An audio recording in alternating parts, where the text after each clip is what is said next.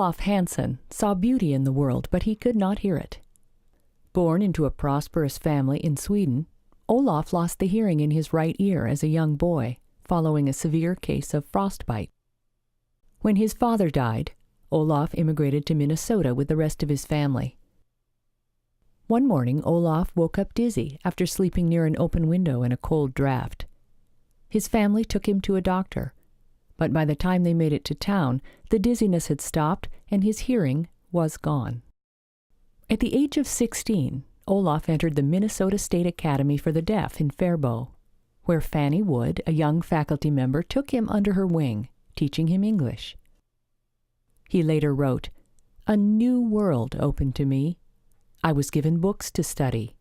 I wore out 2 or 3 Swedish-English dictionaries." An exceptional student, he graduated in 3 years and then attended Gallaudet College, a school for the deaf in the nation's capital. It was there that Hansen set his heart on a career in architecture. But no deaf person had ever entered the field. Some counselors told him to try another career like engineering. Architecture demanded training, skill, and a long apprenticeship, and was hard even for those with hearing.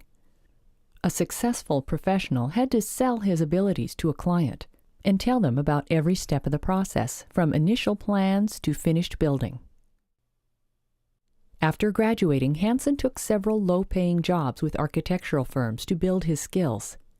He traveled to Europe, finding ideas and inspiration from the great buildings.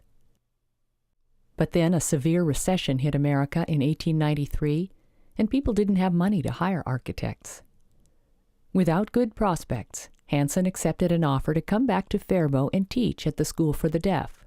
All the while, he sent off his elegant architectural plans to people, still chasing his dream.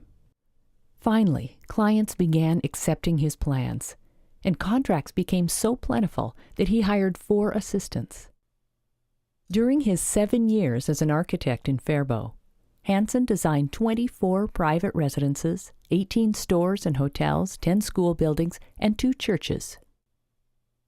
Hansen knew the challenges that faced deaf people and stepped forward to help others. In the early 1900s, he learned about a rule saying that no deaf person could take the civil service examination for federal jobs. He knew from his own experience that talent and skill were more important than hearing, and wrote a letter to President Theodore Roosevelt requesting an end to discrimination against the deaf.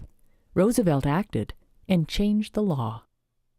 The Kaul Block was one of Hansen's earliest commercial buildings, erected for Everhard Kaul and G.W. Batchelor in 1896.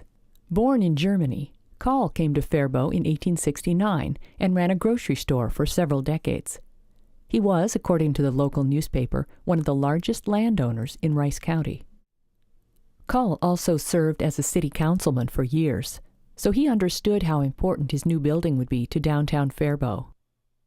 Although the street level has been substantially altered, note the fine arched windows and the stepped cornice, a testament to the skill of the architect. Olaf Hansen's growing reputation took him away from Faribault, moving first to Mankato, then to Seattle, Washington, where he lived the remainder of his life. His legacy lingers still in this town, found in the buildings that he designed.